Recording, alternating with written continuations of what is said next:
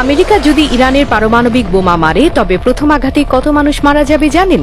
10 থেকে 15 কোটি মানুষ। কিন্তু না, তারা শুধু মরবে না, তারা বাষ্পীভূত হয়ে যাবে। হ্যাঁ, একদম বাষ্প। কল্পনা করুন, যদি এই বোমা তেহরানের উপর পড়ে, পুরো শহরটাই উবে যাবে এক মুহূর্তে। তেহরানের পাশের এলাকাগুলো, ইস্পাহান থেকে শুরু করে কাশান পর্যন্ত, সেখানে মানুষের চামড়া ঝরে পড়তে শুরু করবে। মিনিটের মধ্যে প্রথমে ভয়াবহ ফোস্কা পড়বে শরীরে, তারপর চামড়া এমনভাবে খসে পড়বে যেন কাগজের টুকরো ঝরছে।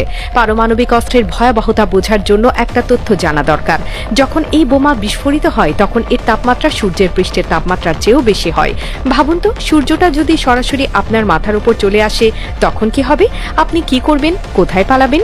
10 থেকে 15 কোটি মানুষ তৎক্ষণাৎ মারা যাবে, বাকিরা হয়ে যাবে রেডিও অ্যাক্টিভ লাশ। যদি কোনোভাবে তারা বেঁচেও যায়, প্রায় 30 থেকে 40 কোটি মানুষ এমন অবস্থায় পৌঁছাবে যে তাদের সম্পর্কে বলা হয় জীবিতরা মৃতদের ঈর্ষা করবে। তারা চিৎকার করে বলবে, আমরা কেন মরিনি?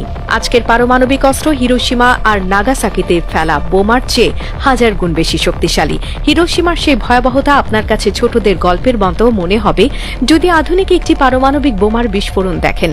পারমাণবিক যুদ্ধ কখনো ধীরে ধীরে বাড়ে না। একবার শুরু হলে প্রতিটি পক্ষ তার সবচেয়ে বড় এবং সবচেয়ে ধ্বংসাত্মক অস্ত্রটি সবার আগে নিক্ষেপ করে, কারণ সবাই জানে শত্রু যদি বেঁচে যায় তাহলে সে ছাড়বে না, তাই প্রথম আঘাতেই শেষ করতে হবে। ইরানকে ঘিরে যে উত্তেজনা তৈরি হয়েছে সেটি যদি সত্যি পারমাণবিক সংঘাতে রূপ নেয় তাহলে এক মুহূর্তে কোটি কোটি মানুষ প্রাণ হারাবে, আর যারা বেঁচে থাকবে তারা কাঁদবে এই ভেবে যে তারা মরল না কেন, কারণ বেঁচে থাকাটাই হবে সবচেয়ে বড় শাস্তি। বিস্ফোরণের পর যে পরিমাণ ধোঁয়া আর তেজস্ক্রিয় ছাই আকাশে উঠবে তা পুরো অঞ্চলের আকাশকে ঢেকে দেবে। সূর্যের আলো আর মাটিতে পৌঁছাবে না। শুরু হবে নিউক্লিয়ার উইন্টার, এমন এক দীর্ঘ শীত যার শেষ নেই। বৃষ্টি আসবে না, ফসল ফলবে না, একটি দানা শস্য উৎপাদন হবে না সেই মাটিতে। তেজস্ক্রিয় ছাই গিয়ে পড়বে পাহাড় আর উঁচু ভূমিতে, সেখান থেকে নদীর পানিতে মিশে সেই বিষ ছড়িয়ে পড়বে সর্বত্র। যে নদীগুলো ছিল প্রাণের উৎস সেগুলো হয়ে যাবে বিষের ধারা। এক ফোঁটা পানিও পান করা যাবে না। পুরো অঞ্চল পরিণত হবে পারমাণবিক মরুভূমিতে, যেখানে কোনোদিন আর কিছু জন্মাবে না, কেউ বাস করতে পারবে না। আর এই তেজস্ক্রিয়তা শুধু যুদ্ধরত দেশগুলোতে সীমাবদ্ধ থাকে।